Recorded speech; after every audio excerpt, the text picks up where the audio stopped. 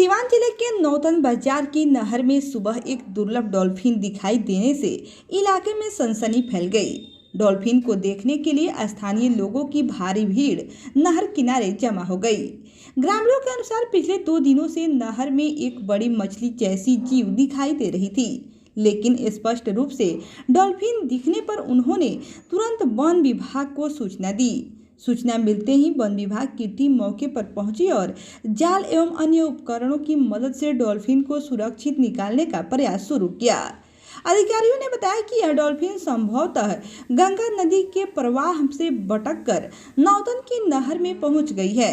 नहर में पानी का बहाव कम होने के कारण इसे बाहर निकालना चुनौतीपूर्ण साबित हो रहा है। वन विभाग ने लोगों से अपील की है कि वे नहर के किनारे भीड़ न लगाएं और डॉल्फिन को किसी तरह की परेशानी न पहुंचाएं, क्योंकि यह भारत की संरक्षित प्रजातियों में शामिल है। इस घटना से क्षेत्र में उत्सुकता और उत्साह का माहौल है।